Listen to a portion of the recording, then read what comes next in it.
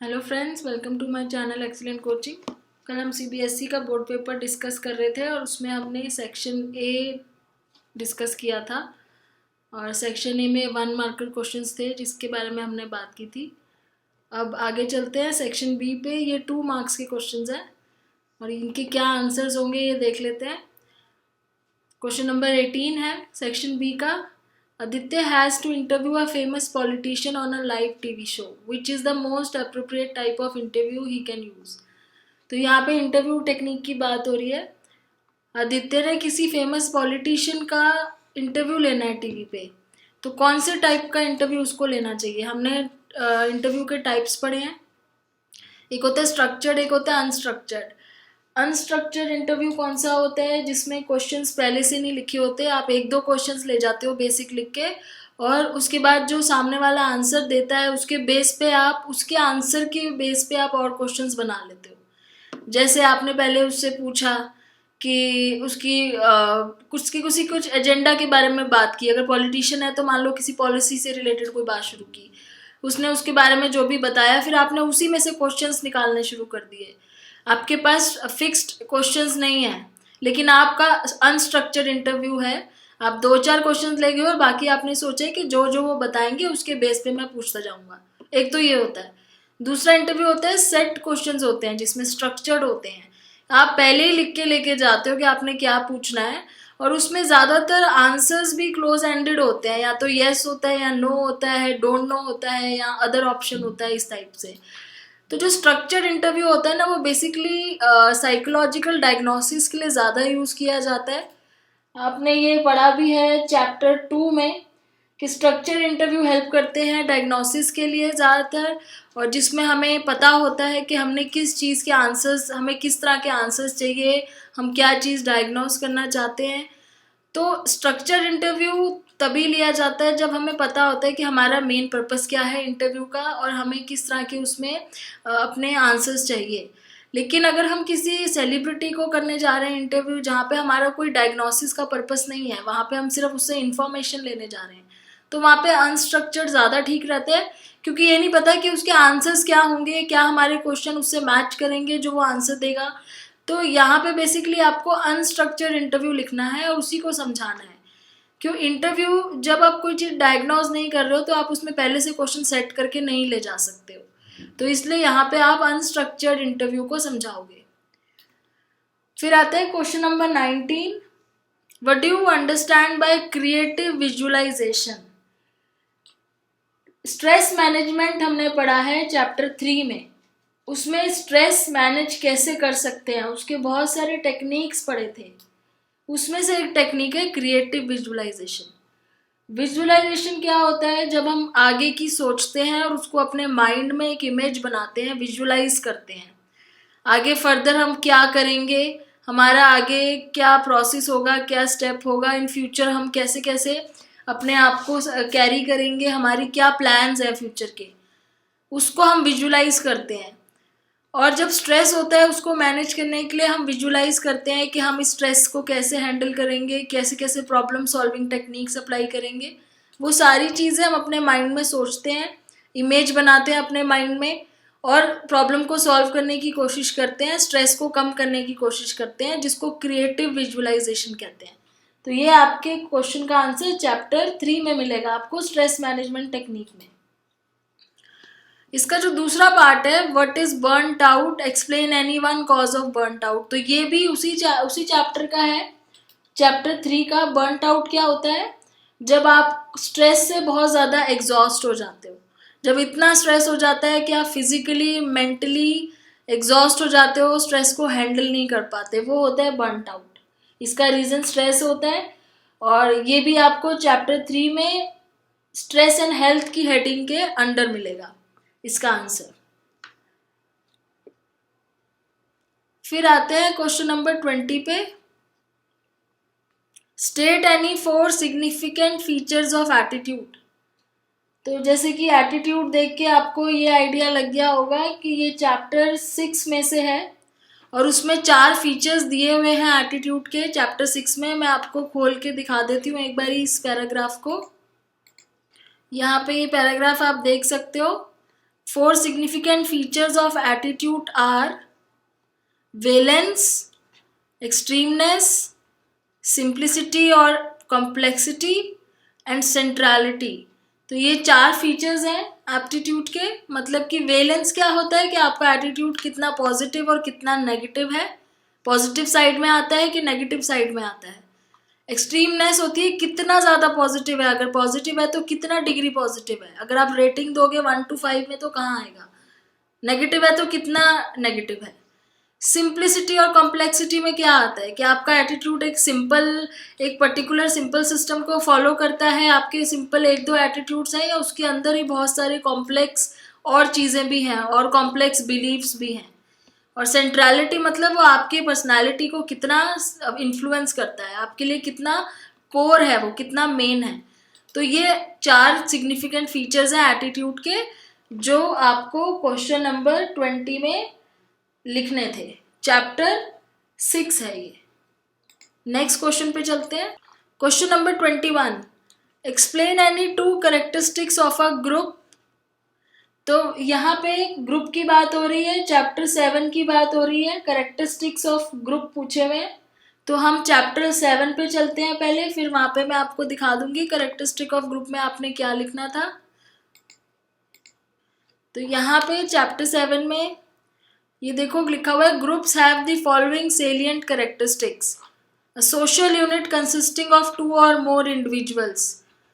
क्या कैरेक्टरिस्टिक है कि ग्रुप एक सोशल यूनिट है जिसमें 2 या 2 से ज़्यादा लोग होते हैं जो उस ग्रुप के साथ बिलोंगिंगनेस फील करते हैं, उस ग्रुप को बिलोंग करते हैं और फील करते हैं कि वो उस ग्रुप को बिलोंग करते हैं।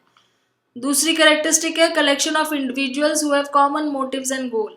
ग्रुप एक ऐसी कलेक्शन ऑफ इंडिविजुअल्स है जिनका कोई कॉमन मोटिव या गोल होता है। नेक्स्ट कैरेक्टरिस्टिक्स है collection of individuals who are interdependent, जो एक दूसरे के ऊपर डिपेंडेंट होते हैं। Next, individuals who are trying to satisfy a need through their joint association, जो एक दूसरे की नीड्स को सेटिस्फाई करते हैं एक दूसरे के साथ एसोसिएट होके। तो ये बहुत सारे कैरेक्टरिस्टिक्स यहाँ पे दिए हुए हैं। गैदरिंग होता है ग्रुप एक इंडिविजुअल्स का जो एक दूसरे से इंटरेक्ट करते हैं। तो इस तरीके से आप इसमें से चूज करके उस आंसर में कैरेक्टरिस्टिक्स लिखोगे ग्रुप्स के। फिर इसी का दूसरा पार्ट जो है क्वेश्चन 21 का, explain any 2 differences between primary and secondary groups. तो 2 तरह के ग्रुप्स होते हैं, इसी चैप्टर में हमने पढ़ा है। प्राइमरी ग्रुप कौन सा होता है, जो हमारे फैमिली, फ्रेंड्स, रिलेटिव्स होते हैं जिनके साथ हम daily face to face interact करते हैं, जहाँ पे हम ऑलरेडी होते हैं, हमारी चॉइस नहीं होती है कि हम उस ग्रुप में जाएं या ना जाएं। दूसरा होता है सेकेंडरी ग्रुप, जो हम बाद में ज्वाइन करते हैं, अपनी मर्जी से ज्वाइन करते हैं। जैसे आपने कोई क्लब ज्वाइन किया या आपने कोई स्पोर्ट्स क्लब या कोई डांस ग्रुप या कोई रिलीजियस ग्रुप ऐसा कुछ ज्वाइन कर लिया, तो वो सेकेंडरी ग्रुप है जहाँ पे आप अपनी मर्जी से जाते हो। तो ये 2 डिफरेंसेस होते हैं ग्रुप के। अब सेक्शन सी पे चलते हैं। सेक्शन सी में 3 क्वेश्चन है सिर्फ। पहला क्वेश्चन है question number 22, Supriya has broken the norms of a village by pursuing a higher level course in aviation. She deviated from the social norms of her village where higher education for girls was neither motivated nor accepted. Is her behavior abnormal? Explain with reference to the 4 Ds. तो यहाँ पे question ये बोल रहा है कि सुप्रिया जिस village में है वहाँ पे लड़कियों को हायर लेवल कोर्स नहीं करने देते। उसने उस जो ट्रेडिशन था उसको तोड़ के, डेविएट करके नॉर्म्स को, उसने उस विलेज की जो लड़की है सुप्रिया, उसने हायर एजुकेशन ली और उसने आगे एविएशन का कोर्स किया जो कि वहाँ पे बिल्कुल ही एक्सेप्ट नहीं किया जाता। तो क्या इस हिसाब से उसका बिहेवियर एबनॉर्मल माना जाएगा? तो अगर हम वहाँ के लोगों के हिसाब से देखें तो वो लोग तो इसका बिहेवियर एबनॉर्मल मानेंगे, क्योंकि जिस जगह पे ये सब चीज़ें नॉर्मली नहीं होती, अगर कोई अपना ट्रेडिशन और कल्चर से हटके कुछ करे तो लोग उसे एबनॉर्मल ही मानते हैं। इसको हमने 4 Ds के अकॉर्डिंग समझाना है। तो 4 Ds के लिए अगर हमने समझाना है तो हम चलते हैं चैप्टर 4 पे।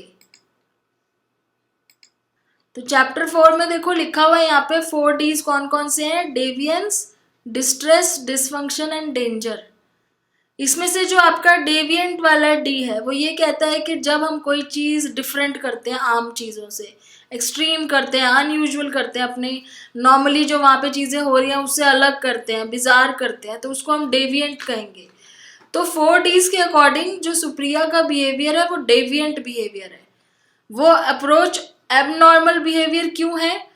क्योंकि वो सोशल नॉर्म से डेविएट कर रही है। वहाँ का सोशल नॉर्म ये अलाउ नहीं करता है कि गर्ल्स वहाँ पे हायर स्टडी करें और इस तरह के कोर्सेज करें, लेकिन इसने किया है ऐसा, तो एज यूजुअल उसका बिहेवियर वहाँ के हिसाब से एबनॉर्मल है। अगर हम जनरली देखें नॉर्मल बिहेवियर हम जो सोचते हैं वो वाला नॉर्मल एबनॉर्मल की बात नहीं हो रही है, ये यहाँ पे डेविएंट बिहेवियर की बात हो रही है। डेविएंट मीन्स अपने सोसाइटी के आइडियाज से, नॉर्म से, कल्चर से उसने हटके कुछ किया है, तो इसलिए उसको हम डेविएंट बिहेवियर कहेंगे। लेकिन अगर उन विलेजर्स के व्यू पॉइंट से सोचें तो ये एक उनके लिए एबनॉर्मल बिहेवियर है। तो इसको आपने यहाँ पे इस तरीके से एक्सप्लेन करना था। आगे चलते हैं क्वेश्चन नंबर 23 पे। You have assessed 20 peers of your class. आपने 20 लोगों की असेसमेंट की है अपनी क्लास में। किस चीज़ की? मैथमेटिकल कॉम्प्रीहेंशन की। उनकी मैथ में कितनी पकड़ है, कितने मैथ्स में नॉलेज है उनकी, उस चीज़ की आपने असेसमेंट की है, जैसे इंटेलिजेंस टेस्ट वगैरह करते हैं उस टाइप का। Create a distribution for the result that you are most likely to expect. What is the shape of this distribution? तो डिस्ट्रीब्यूशन मतलब आपने एक ग्राफ में मार्क्स को प्लॉट किया, तो आपके ग्राफ की शेप कैसी आई? तो जनरली इस तरह की चीज़ों की शेप हमेशा ऐसी आती है, जिसको हम नॉर्मल डिस्ट्रीब्यूशन बोलते हैं। अगर आपको ये शेप याद है किस चैप्टर में आपने पढ़ी थी, चैप्टर नंबर 1 में हमने इसके बारे में पढ़ा था। मैं आपको एक बार उसकी पिक्चर दिखा देती हूँ। तो इस शेप की बात कर रही थी मैं। ये देखो, इसको बोलते हैं नॉर्मल कर्व। तो इस तरह की कुछ डिस्ट्रीब्यूशन मिलेगी आपको।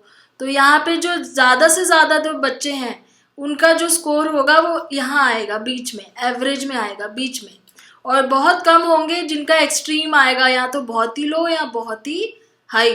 तो इतना तो आपको भी आइडिया होगा। अगर हम मैथमेटिकल कॉम्प्रीहेंशन की बात करो तो कुछ मोस्टली ऐसे बच्चे हैं जो एवरेज होंगे, बहुत कम होंगे जो बहुत ही ख़राब होंगे उसमें, बहुत ही कम होंगे जो बहुत अच्छे भी होंगे। तो इस तरह की नॉर्मल डिस्ट्रीब्यूशन कर्व आपका बनेगा। तो इसी तरीके से आपने बना के दिखाना है। इसको हम नॉर्मल कर्व बोलते हैं। अब नेक्स्ट क्वेश्चन पे चलते हैं। Question 24, explain the advantages and disadvantages of observation. Observation technique क्या होती है? जब हम किसी के बिहेवियर को ऑब्जर्व करते हैं, आप उसको पार्टिसिपेंट ऑब्जर्वेशन भी कह सकते हो। आप खुद पार्टिसिपेट करके कर रहे हो उसमें, आप खुद ग्रुप का पार्ट बन के कर रहे हो। नॉन पार्टिसिपेंट भी कह सकते हो, आप बाहर से कर रहे हो किसी ग्रुप को, आप उसका पार्ट नहीं हो। नेचुरलिस्टिक भी बोल सकते हो। नेचुरलिस्टिक का मतलब है कि आप नेचुरल एनवायरनमेंट में उनको ऑब्जर्व कर रहे हो जहाँ पे वो यूजुअली होते हैं। और अगर अननेचुरलिस्टिक कहेंगे, कंट्रोल्ड कहेंगे, तो आप उनको लैब में ऑब्जर्व कर रहे हो। तो इस तरह के बहुत सारे टाइप्स होते हैं ऑब्जर्वेशन के। इसकी एडवांटेजेस और डिसएडवांटेजेस क्या होती हैं तो ये देख लेते हैं। ये क्वेश्चन आपका चैप्टर नंबर 9 में से है, तो हम चलते हैं चैप्टर 9 पे। तो आप यहाँ देख रहे हो लिखा हुआ है नेचुरलिस्टिक ऑब्जर्वेशन, मतलब कि जब आप नेचुरल एनवायरनमेंट में किसी को ऑब्जर्व कर रहे हो जिस तरीके से वो नेचुरली बिहेव करता है। पार्टिसिपेंट ऑब्जर्वेशन मतलब आप उस ग्रुप में पार्टिसिपेट करके कर रहे हो। सपोज आप कॉलेज गोअर्स को अगर ऑब्जर्व करना चाहते हो तो आप उस कॉलेज के स्टूडेंट बन के कर रहे हो। अब इसके एडवांटेजेस क्या है और डिसएडवांटेजेस क्या है? एडवांटेज ये है कि आपको ये अलाउ करता है दूसरे के बिहेवियर को नेचुरल सेटिंग में देखने की, ऑब्जर्व करने की। आप उनका नेचुरल बिहेवियर ऑब्जर्व कर सकते हो। डिसएडवांटेज क्या है कि आपका खुद का उसमें सब्जेक्टिवनेस आ जाती है, आपका खुद का बायस आ जाता है। और ये भी हो सकता है कि जिस टाइम आप उनको ऑब्जर्व कर रहे हो उस टाइम वो उस तरह का बिहेवियर ना शो करें जिसको आप ऑब्जर्व करने गए हो। और एडवांटेज इसमें, डिसएडवांटेज ये भी होती है कई बारी कि अगर लोगों को पता चल जाए कि वो ऑब्जर्व हो रहे हैं तो वो अपना नेचुरल बिहेवियर, वो कॉन्शियस हो जाते हैं, वो उस तरीके से बिहेव नहीं करते हैं। तो इसकी काफ़ी सारी एडवांटेजेस भी हैं, डिसएडवांटेजेस भी हैं। आप डेली रूटीन में करते हो उनको तो आप चीज़ों को कंट्रोल नहीं कर सकते, आपके कंट्रोल में नहीं होता है। तो ये सारी एडवांटेजेस और डिसएडवांटेजेस आपने उसमें लिखनी है ऑब्जर्वेशन के बारे में। नेक्स्ट क्वेश्चन पे चलते हैं। नेक्स्ट पार्ट इसका है explain the typical format of counselling interview. तो ये भी इसी चैप्टर का ही है, चैप्टर 9 का ही। काउंसलिंग इंटरव्यू में क्या फॉर्मेट होना चाहिए, तो चलते हैं वापस उसी चैप्टर में। तो देखिए यहाँ पे दिया हुआ है इंटरव्यू का फॉर्मेट। एक इंटरव्यू में क्या क्या चीज़ें होनी ज़रूरी हैं।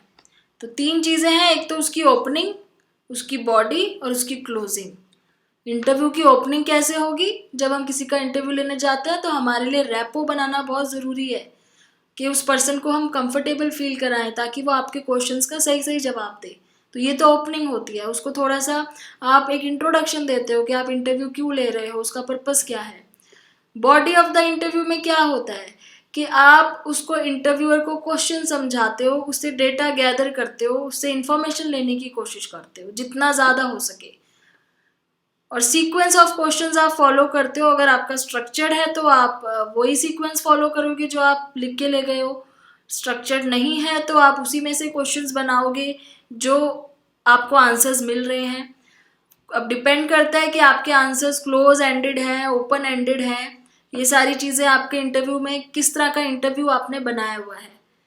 फिर क्लोजिंग में क्या होता है, आप सारी चीज़ें समराइज करते हो, उसके साथ डिस्कस करते हो कि आपका अगला स्टेप क्या होगा, और उसको बताते हो कि जो भी मेरा रिजल्ट होगा मैं आपके साथ शेयर करूंगा। तो यूजुअली ऐसे ही करना होता है। तो ये होता है फॉर्मेट ऑफ द इंटरव्यू। तो अब यहाँ पे हमारा सेक्शन सी भी खत्म होता है। आज मैंने बी और सी डिस्कस किया है। सी 3 मार्क्स का था। अब सेक्शन डी नेक्स्ट वीडियो में बात करेंगे, जो 4 मार्क्स के क्वेश्चंस हैं। तो ये थोड़े से और नेचुरली, इनके आंसर्स थोड़े से और ज़्यादा वो होने चाहिए, बड़े होने चाहिए आपके।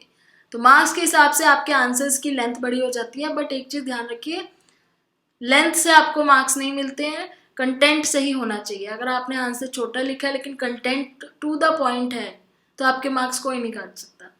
सो wait for my next video. Thanks for watching.